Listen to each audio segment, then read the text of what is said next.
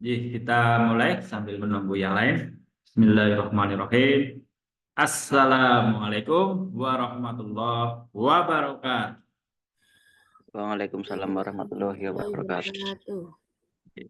Alhamdulillah, summa alhamdulillah, wa syukrulillah, summa syukrulillah, wa la haula wa la quwata illa billah. Wassalatu wassalam ala Rasulillah Muhammad sallallahu alaihi wasallam. Terima kasih atas kehadirannya segenap mahasiswa, mahasiswi dari Prodi Manajemen dan Hukum kelas reguler A semua Mudah-mudahan semua dalam keadaan sehat walafiat. Dengan mengharapkan ridho dan rahmat Allah, mari kita awali majelis ilmu ini dengan basmalah. Bismillahirrahmanirrahim. Hari ini kita akan sama-sama belajar kembali, memperdalam kembali terkait syahadat di sini atau siang hari ini lebih pada konsekuensi syahadat itu sendiri dan juga terkait arkanul iman Saya kira itu diawali dari presentasi kelompok mahasiswa, kemudian forum diskusi. Bagi yang tidak presentasi, perwakilan kelompok dapat menyampaikan respon, tanggapan, atau pertanyaan untuk kelompok presentasi. Saya kira itu. Tafadhol maskuro. Silakan pada yang bertugas untuk menyampaikan risalahnya.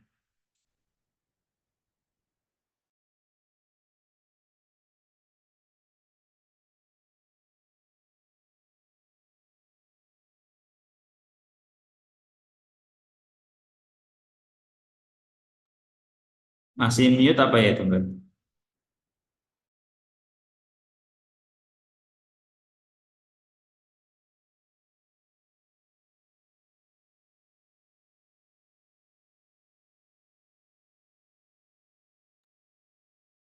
Di unmute mikrofonnya Mbak Aistika dan Alda.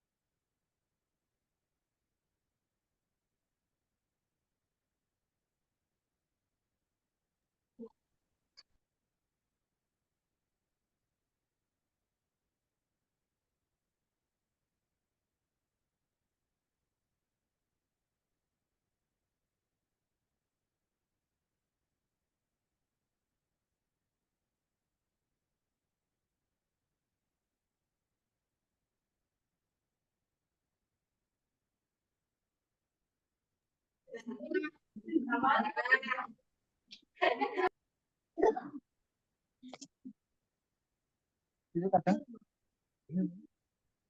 saya sama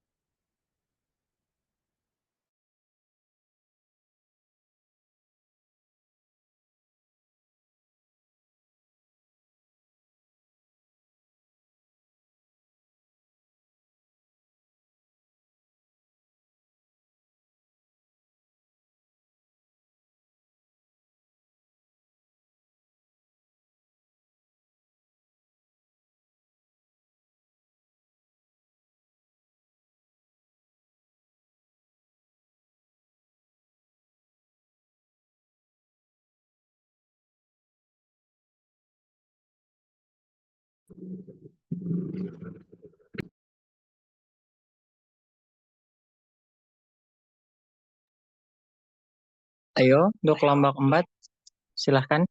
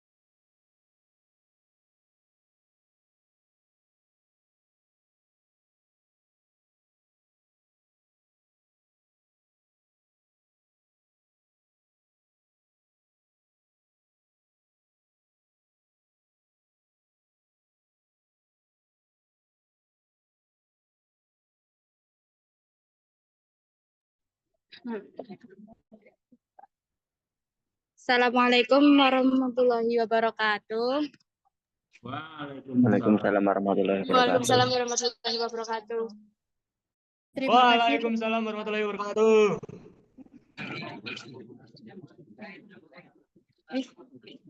Terima kasih kepada Bapak dosen yang telah memberikan waktunya untuk memaparkan materi. Kami dari kelompok 4 akan mempresentasikan tentang konsekuensi syahadat dan arkanul iman. Sebelum berpresentasi, perkenalkan saya dan rekan-rekan saya untuk memperkenalkan diri. Perkenalkan, nama saya Hani Rahma Junaidi sebagai moderator. Saya Hetifah Nur Fauzi sebagai pemateri 1. Saya Aswini Dawansa sebagai pemateri 2. Saya Firman Mufti, pemateri 3.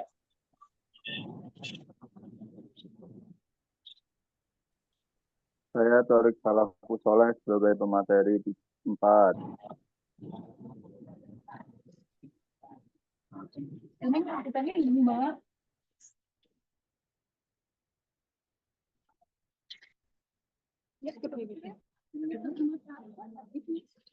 Yang pertama, syahadat. Syahadat berasal dari kata bahasa Arab yaitu syahida yang memiliki arti bersaksi, menghadiri, bersumpah, melihat, dan mengetahui. Syahadat ini merupakan persaksian, ikrar setia, dan sebuah pengakuan. Setelah mengucapkan 2 kalimat syahadat, seorang muslim wajib bertanggung jawab atas konsekuensi dari makna 2 kalimat syahadat yang telah diucapkannya. Berikut merupakan arti dari kalimat syahadat. Aku bersaksi bahwa tiada Tuhan selain Allah, dan aku bersaksi bahwa Nabi Muhammad adalah utusan Allah. Syarat syahadat. 1. Maksudnya adalah ilmu tentang makna kalimat syahadat yang mengandung penadaan dan penetapan yang menghilangkan kebodohan tentang hal tersebut. 2. Yakin. Maksudnya adalah keyakinan yang menghilangkan keraguan sehingga setiap orang yang mengucapkan kalimat syahadat yakin dengan apa yang dikandung oleh kalimat tersebut secara pasti.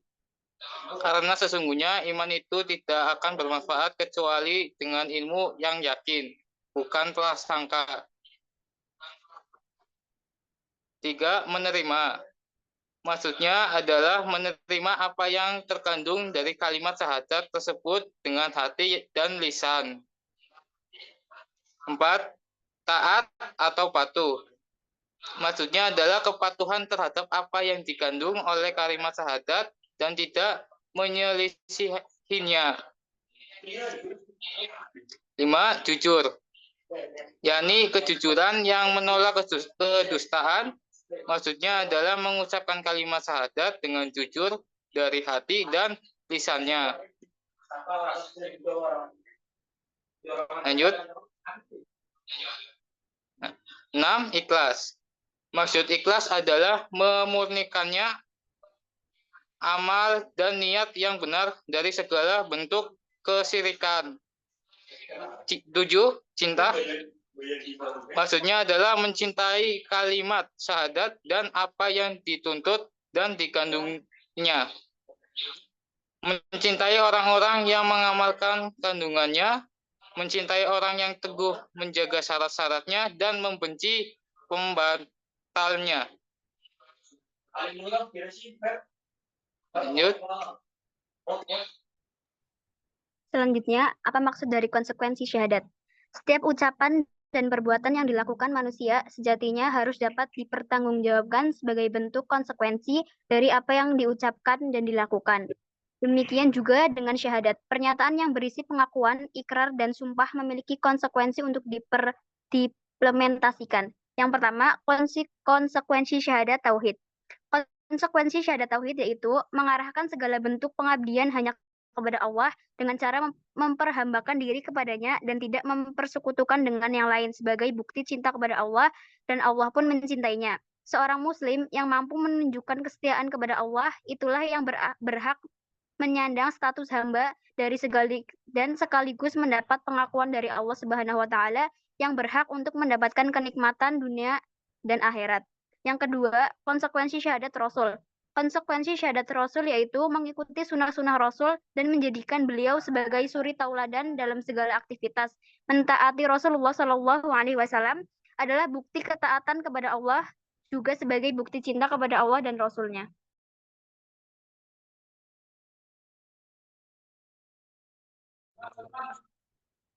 Selanjutnya ada rukun iman.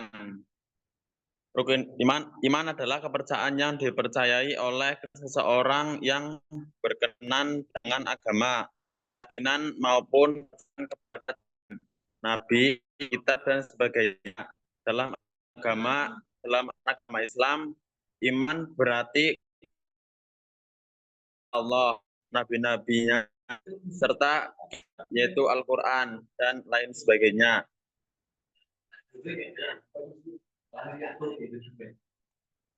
Menurut bahasa Arab, kata iman berakar pada kata amana yu'minu imana yang secara harfilah atau etimologis dapat diartikan sebagai percaya dan yakin. Secara bahasa, iman dapat diartikan sebagai tasdiq atau membenarkan yang maknanya hampir sama secara istilah. Secara istilah, menurut buku ensiklopedi iman yang ditulis oleh Syekh Abdul Majid Az-Zandani, iman dapat diartikan sesuai dengan makna linguistiknya, yaitu tasdik atau mempercayai. Iman secara istilah, maknawi atau terminologis merupakan percaya dengan yakin akan keberadaan Allah, malaikat Allah, kitab-kitabnya, para rasulnya, akhirat, hingga qada dan qadar yang telah terangkum dalam rukun iman menurut ajaran agama Islam.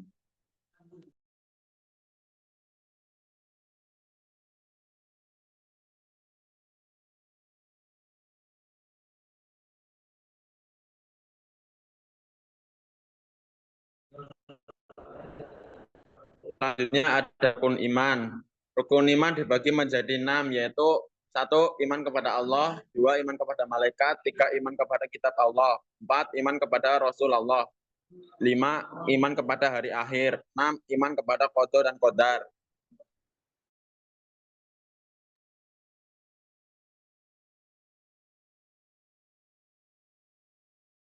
Selanjutnya ada penjabaran rukun iman. Pertama, rukun iman kepada Allah, yaitu kita percaya bahwa Allah itu esa. Yang kedua, iman kepada malaikat, yaitu kita mempercayai bahwa adanya malaikat yaitu makhluk ciptaan Allah.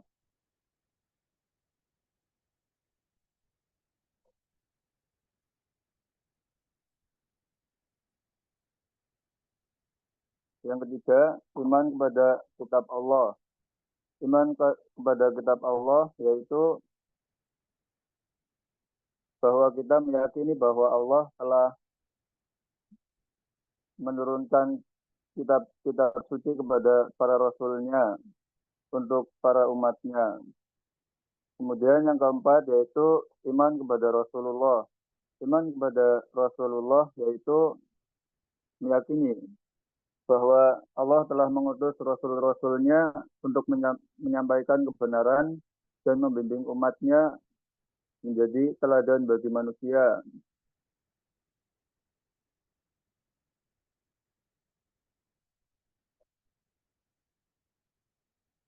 Kemudian ada yang kelima yaitu iman kepada hari akhir. Iman kepada hari akhir yaitu meyakini bahwa kiamat pasti akan terjadi atas kehendak Allah.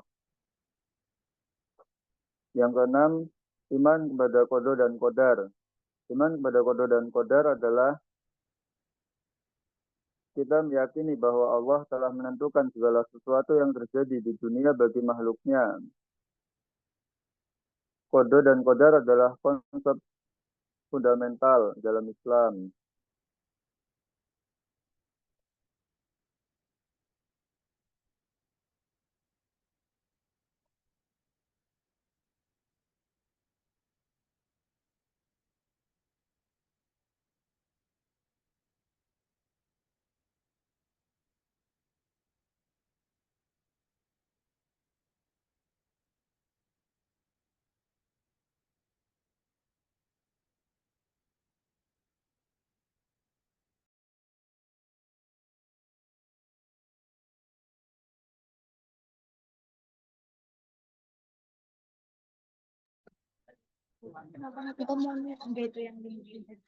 Sekian presentasi dari kelompok kami. Sesi selanjutnya yaitu sesi tanya jawab.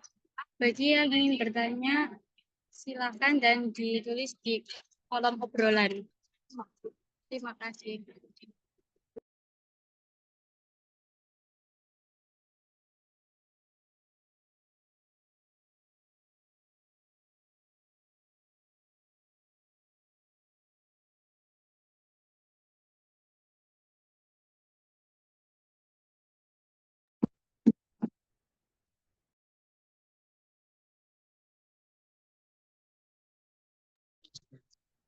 Mbak izin bertanya.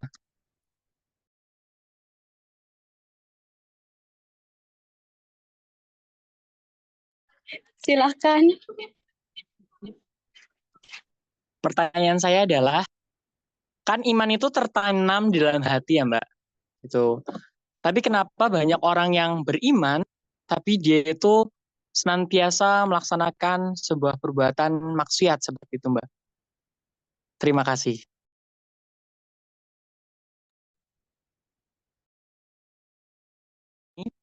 Mau diulangi pertanyaannya? Oh, nggak ada suaranya. Ditulis di kolom obrolan, Kal.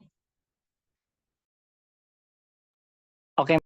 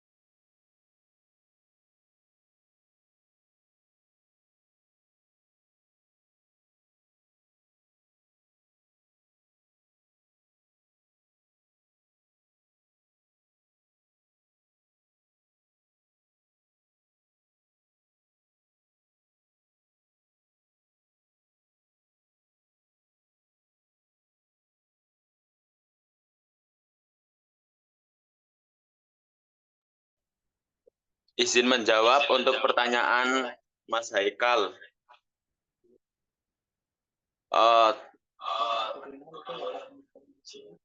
Kalau orang beriman itu pasti tidak akan melakukan maksiat. Tetapi kalau orang yang tidak beriman pasti akan melakukan maksiat. Mungkin sudah gitu, Mas. Mohon maaf Mas, tapi jujur saya percaya ya Mas. Saya pribadi percaya bahwa Allah itu ada. Tapi kadang saya juga masih suka berbohong. Itu gimana Mas itu?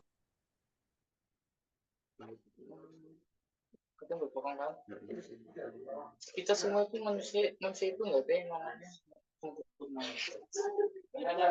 Ya, karena kan kita sebagai manusia itu ya nggak semuanya itu sempurna, pasti ada ya luput atau kata pastinya sudah sering banget dilakukan lah. Santai banget.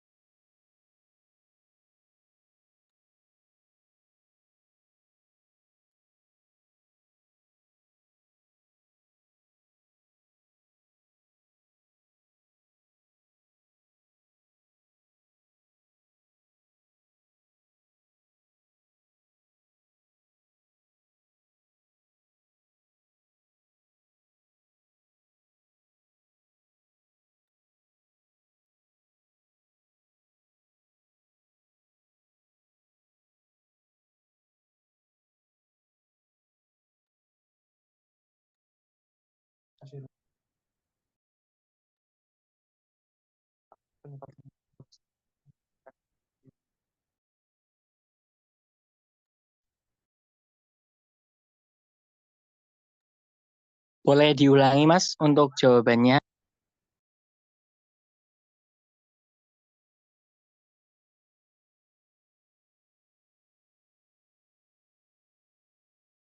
Izin menambahkan dari Mas Firman, tadi kan Haikal tanya, kadang kan orang itu apa tadi pertanyaannya? Maaf. Banyak orang beriman ya Mas, percaya Iya. itu adanya Allah, adanya malaikat, adanya kitab-kitab, dan juga dia percaya adanya qada dan qadar. Tapi kenapa orang-orang yang percaya seperti itu juga tetap melaksanakan maksiat seperti itu? Kadang Oke. dia berbohong lah, Hmm. seperti itu. Ya. Ya. Kadang kan manusia tuh luput dari kesalahannya. Kayak contoh, dia tuh gampangin kalau sudah menguasai hal tertentu. Contoh, dia udah percaya sama Allah dan dia udah kayak hafal baca Quran lah, udah tahu syarat-syaratnya lah, gini lah, terus udah tahu cara bertobat. Maka dia tuh bakal mempunyai sifat sombong, bahkan sombong terhadap Tuhannya sendiri. Jadi dia nggak bakal takut untuk melakukan maksiat karena dia udah tahu caranya. Itu kira-kira begitu. Gimana Mas Eka? Oke, sudah jelas Mas. Terima kasih banyak.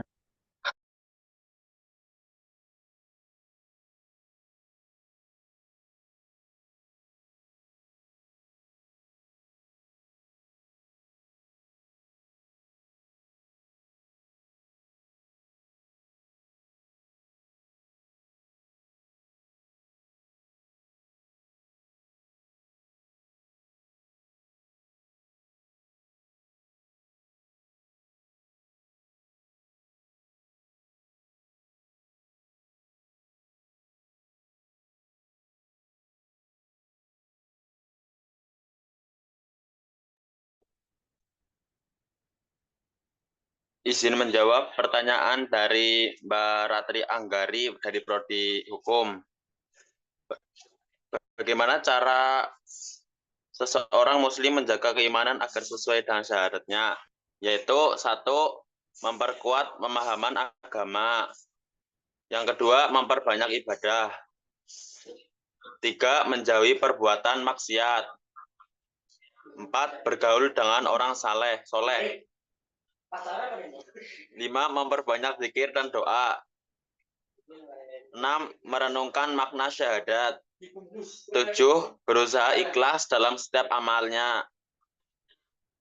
8. Melatih kesabaran dan bersyukur. Cukup. Ya, terima kasih. Sama-sama. Balik mana ke? Izin menjawab pertanyaan dari Mas Alfa.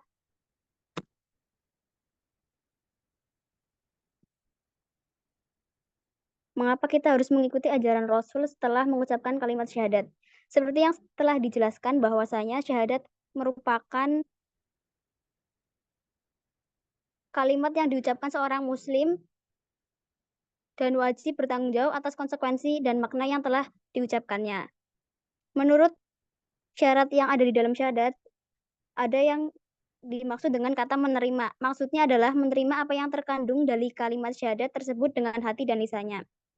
Jadi seseorang yang telah mengucapkan kalimat syahadat itu wajib ya mengikuti ajaran Rasul karena arti dari kalimat syahadat sendiri itu berasal bersaksi bahwa tiada Tuhan selain Allah dan bersaksi bahwa Nabi Muhammad adalah utusan Allah. Jadi ajaran-ajaran yang diajarkan oleh Rasulullah wajib diikuti setelah mengucapkan kalimat syahadat.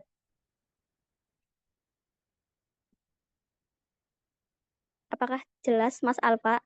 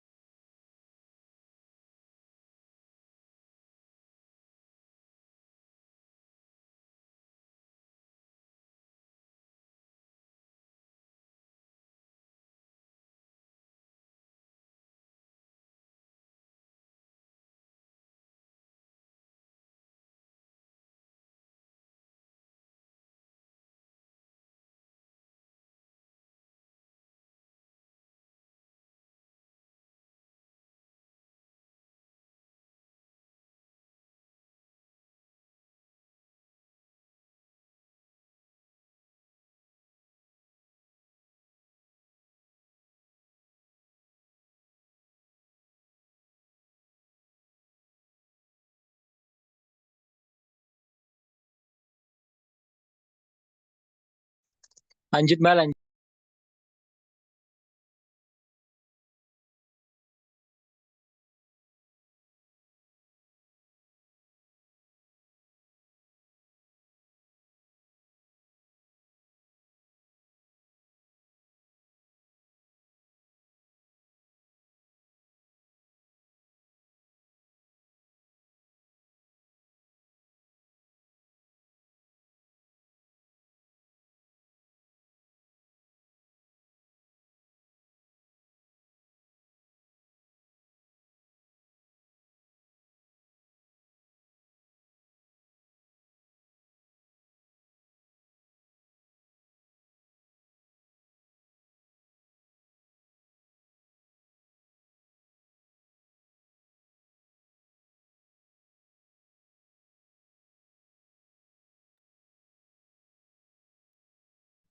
Izin menjawab pertanyaan nomor 6. Apa penyebab umat akhir zaman ini melakukan sesuatu yang dilarang? Padahal sudah tahu bahwasanya itu dilarang, namun masih melakukan. Kira-kira apa yang harus dilakukan agar tidak melakukan kembali? Agar tidak melakukan kembali yaitu pertama kita tobat dulu, habis itu tidak melakukannya kembali, dan kan kita udah tahu kalau melakukan itu dilarang. Jadi ketika kita sudah tobat, kita harus sadar bahwasanya itu dilarang dan pasti ada hal negatif yang disebabkan.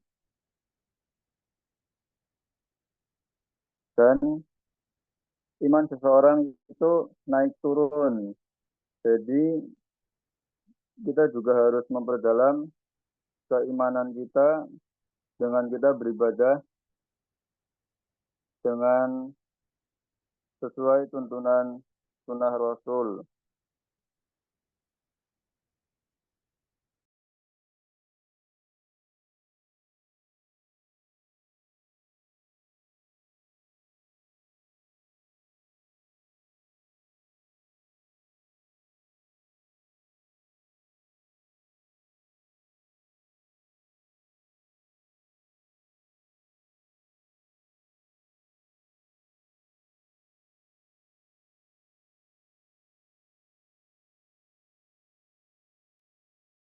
Izin menjawab pertanyaan Mbak Najwa Salsabila.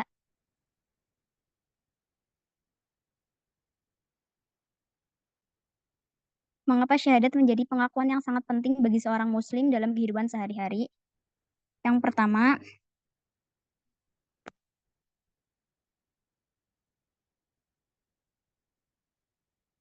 pintu masuk ke dalam agama Islam. Jika ada orang yang terpanggil hatinya untuk memeluk agama Islam terlebih dahulu, ia dituntut untuk mengucapkan bahwa tiada Tuhan selain Allah dan Muhammad adalah utusan Allah.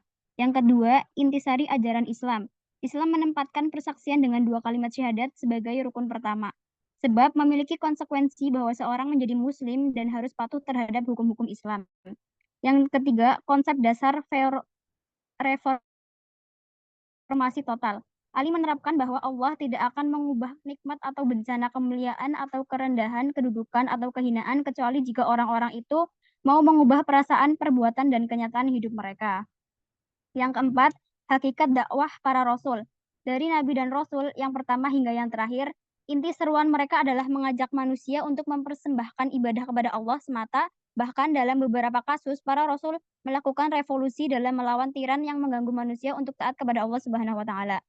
Yang kelima, keutamaan yang besar. Berdasarkan hadis yang diriwayatkan Ibnu Majah, mengucapkan kalimat la ilaha illallah akan menjamin kebebasan seseorang dari api neraka dengan syarat dihayati sepenuh hati dan disertai melakukan berbagai amalan yang dianjurkan dalam agama sehingga tercapai pribadi muslim yang sempurna.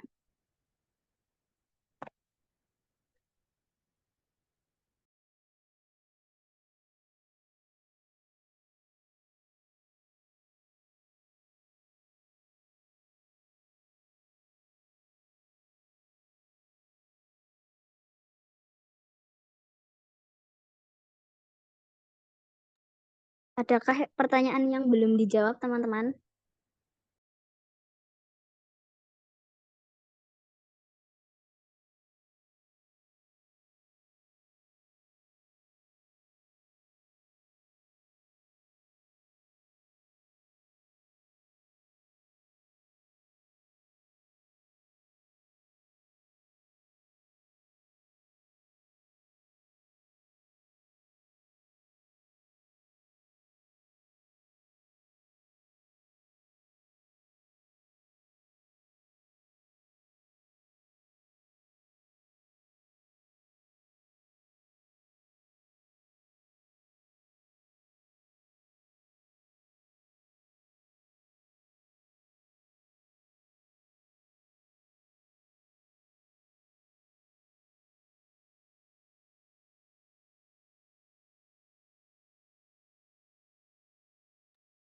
Cukup, Mbak.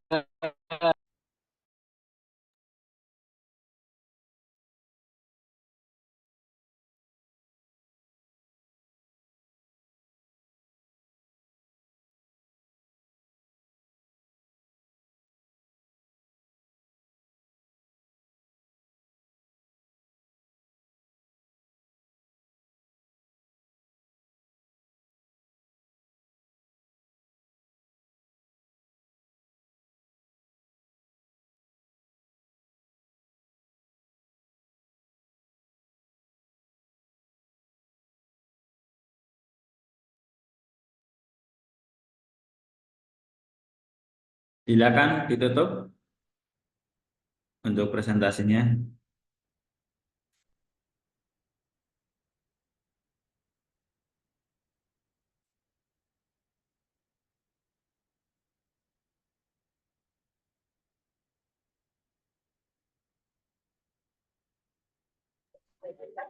Ya, sekian presentasi dari kelompok kami. Apabila ada kesalahan, kami mohon maaf. Wassalamualaikum warahmatullahi wabarakatuh. Waalaikumsalam. warahmatullahi wabarakatuh. Terima kasih untuk presentasinya dan juga responnya, tanggapan atau pertanyaan serta jawabannya. Saya coba ini, share screen.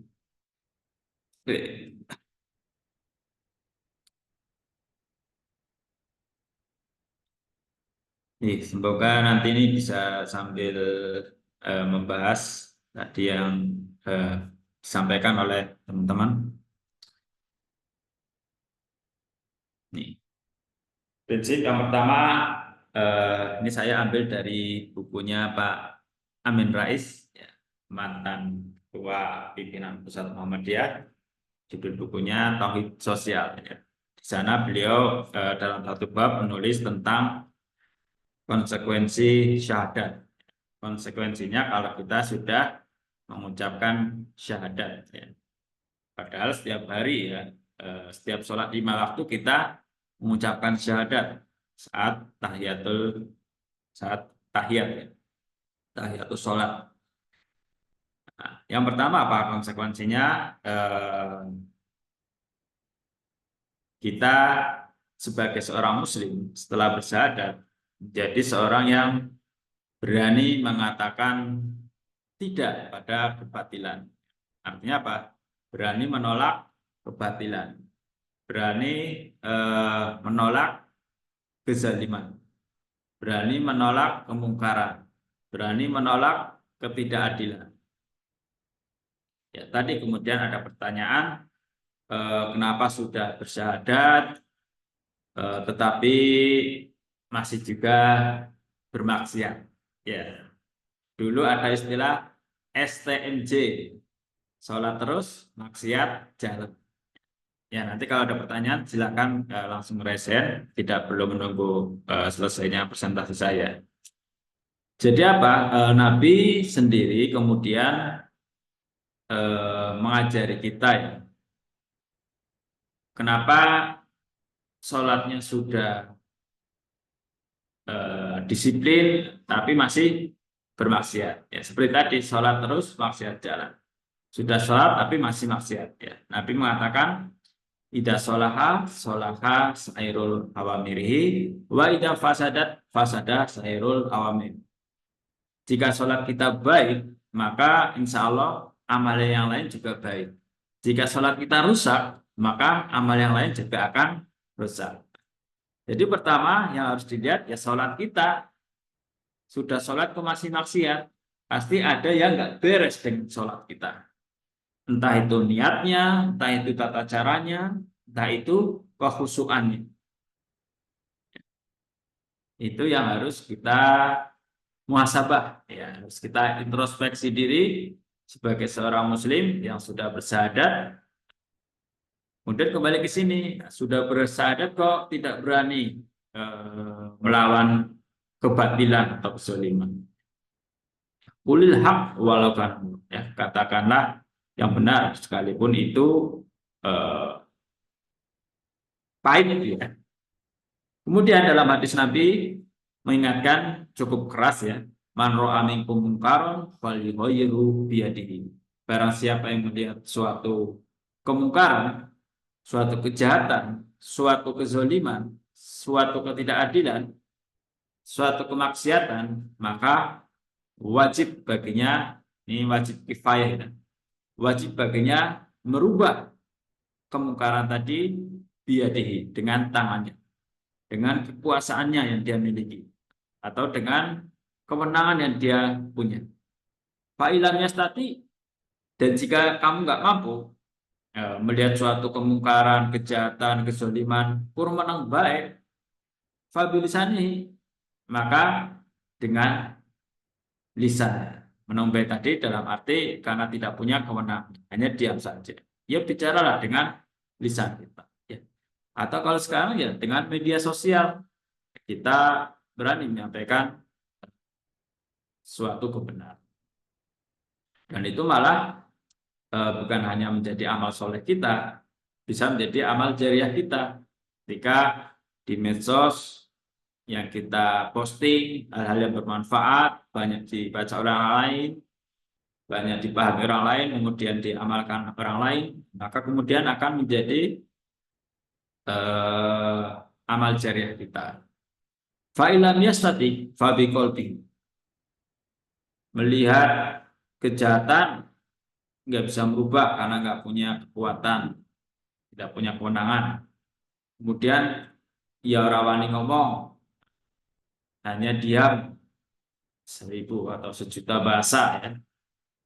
Maka fabiqolbihi, kalau nggak mampu ya cukup mendoakan dalam hati ya, agar kemungkaran tadi, kejahatan tadi, kezaliman tadi tidak terjadi.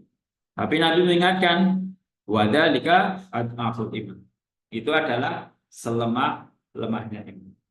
Jadi kata Nabi, kalau kita melihat kejahatan, kemungkaran, kezaliman, hanya diam saja, tidak ngapa-ngapain, bahkan hanya berdoa saja agar kemungkaran tadi tidak terjadi, itu disebut adhaful iman.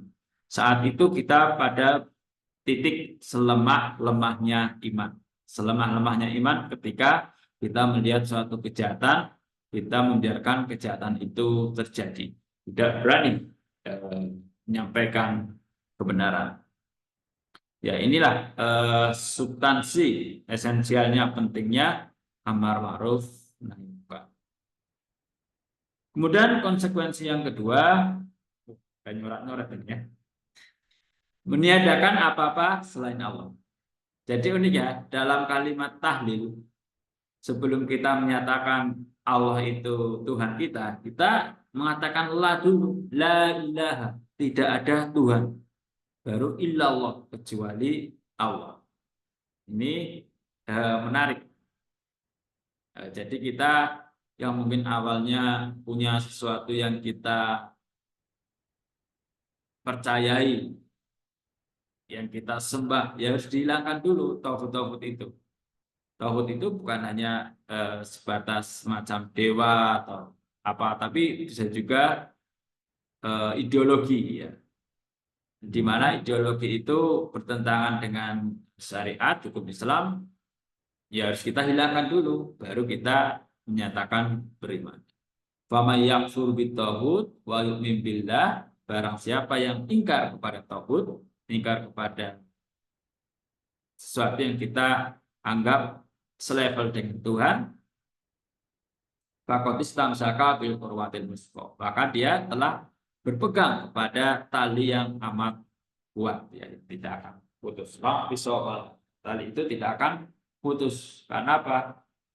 Kuatnya akidah kita.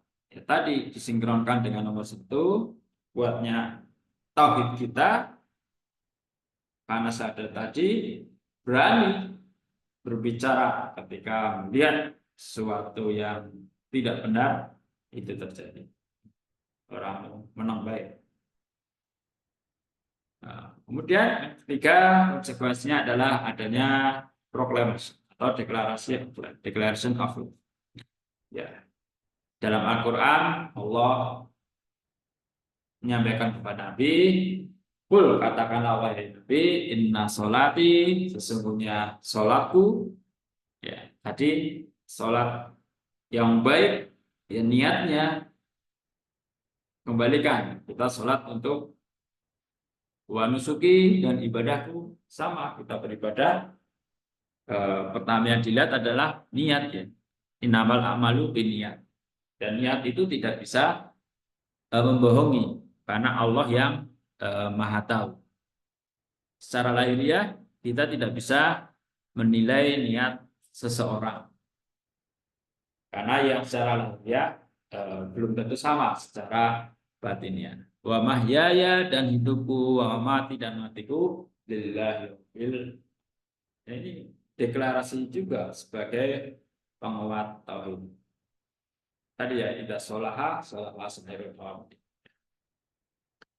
Artinya ya mari setiap ada persoalan yang muncul, setiap ada ujian yang muncul kepada kita, pertama yang harus kita lihat sholat kita lagi. Sholat kita udah benar belum sih? Niatnya udah niat untuk mencari ridho Allah belum sih? Atau jangan mencari ridho Roma atau ridho yang lain ya. Dan yang tak kalah penting adalah juga tingkat kehusukan.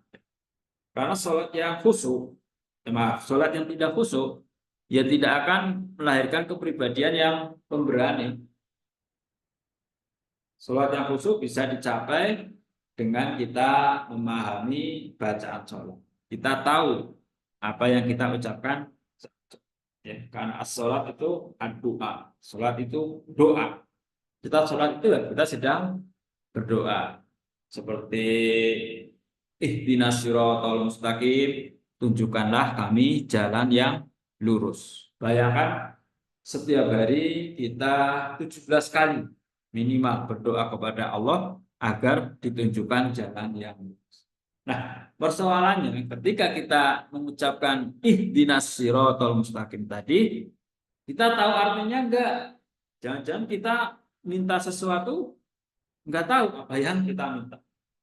Harapannya ketika kita membaca ihdinas siratal mustaqim tadi, hati kita juga menerjemahkan, ya Allah, tunjukkanlah aku jalan yang lurus.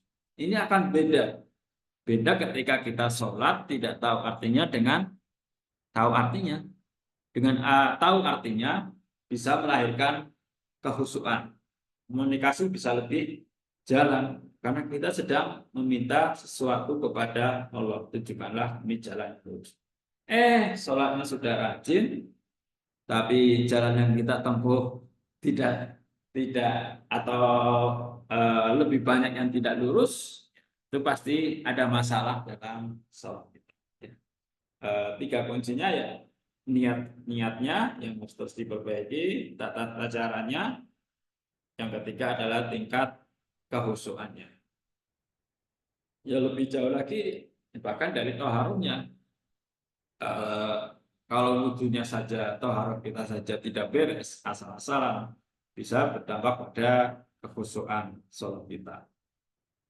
Kalau sholat dikatakan tanha anil fahsya'i wal munkar, dapat mencegah perbuatan keji dan munkar, ya sholat yang tadi memenuhi 3 unsur tadi, niatnya, tata caranya, dan juga kehusuan. Salah satu nggak ada, ya tidak akan bisa melahirkan atau mencegah perbuatan keji dan munkar. STMJ, sholat terus, maksiat jalan. Kemudian konsekuensi yang keempat, ya, menerjemahkan keyakinan kita menjadi sesuatu yang konkret, menjadi amal soleh, syukur-syukur menjadi amal jariah.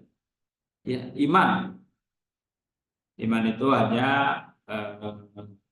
hubungan kita dengan Allah, hablum minallah. Jadi tidak secara langsung membawa manfaat untuk orang lain, karena harus dilengkapi dengan hal perbuatan. Kalau kita lihat dalam Quran surah Al-Asr, wal asri, demi masa innal insana lafi khusr, sesungguhnya manusia berada dalam kerugian, illal ladzina amanu, kecuali orang-orang yang beriman, iman, wa amilus sholih, dan beramal soleh. Dikatakan di situ iman saja tidak cukup, harus beramal soleh. Iman dan amal soleh belum cukup, harus wa amilus sholihah wa tawassaw bil haq wa tawassaw bis sabr. Beriman saja tidak cukup, beriman dan beramal saja tidak cukup, harus dilengkapi dengan wa tawassaw bil haq, saling menasihati dalam kebenaran, wa tawassaw bis sabr, dan saling menasihati dalam kesabaran. Karena iman butuh kesabaran. Tapi kesemua itu hanya bisa dicapai dengan kita memiliki ilmunya. Man arada dunya fa'alaihi. Barang siapa yang ingin kehidupan dunia, ada ilmu dunia. Wa man aradal akhirah, dan barang siapa yang menginginkan kehidupan akhirat juga ada ilmu. Wa man aradahuma, Barang siapa yang ingin keduanya, bahagia dunia dan akhirat, juga ada ilmunya. Jadi semua ada dalam Al-Quran. Karena itu doa kita selalu Rabbana atina fid dunya hasanah wa fil akhirati hasanah. Kita selalu mohon kebaikan, kebahagiaan di dunia dan di akhirat. Tidak hanya satu, tapi dua-duanya. Itu ajaran Islam. Jadi tidak benar dikatakan kemudian ada orang yang mengklaim, nggak apa-apa, saya sengsara di dunia, yang penting saya bahagia di akhirat. Itu bukan ajaran Islam. Ajaran Islam jelas. Hasanah fid dunya wal akhirat.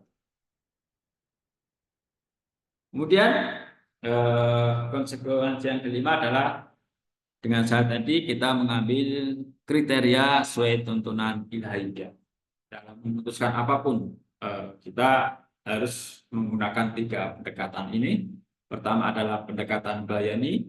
Kita lihat tekstualnya, ada nggak dalam Al-Quran dan Al-Hadis.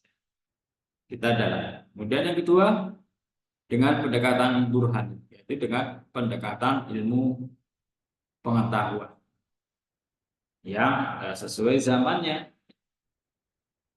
Dan yang ketiga adalah dengan pendekatan irfan atau pendekatan hati nurani. Baik bayani, burhani, dan irfan ini satu kesatuan yang utuh, yang integral, yang tidak bisa kemudian salah satunya saja dalam memutuskan sesuatu. Burhani juga penting. Nanti kita di sini dalam AIKA ya akan bisa membedakan misalnya sunnah Rasul atau kebiasaan Rasul, mana kebiasaan Rasul yang wajib kita ikuti dan mana kebiasaan Rasul yang tidak harus kita ikuti. Ya. Yang wajib kita ikuti adalah akidah, ibadah, makhluk, dan ulama. Dalam amal duniawi ya tidak harus diikuti, karena Nabi mengatakan antum a'lamu bi umuri dunyakum. Kamu lebih tahu urusan dunia kamu. Misalnya terkait masalah pengobatan, ya di zaman Nabi dengan sekarang ya beda. Kita tidak harus dengan cara-cara Nabi. Nabi sendiri mengatakan tadi antum a'lamu bi umuri dunya. Ya kita harus sesuai dengan kemajuan zaman. Karena ini ranahnya muamalah duniawi. Dan justru harus ada inovasi, harus ada pembaharuan. Berbeda dengan ranah akidah dan ibadah makhluk. Kita tidak boleh melakukan perubahan, menambah atau mengurangi, tidak. Ya, Iqra la ilallah bersifat komprehensif ya, cakup ya 7 hal ini. Nah ini di logo Muhammadiyah juga tercantum 2 kalimat syahadatain, 2 kalimat syahadat. Nah, kemudian saya tadi coba ke Arkanul Iman yang ini ya. Kodo dan koda saja.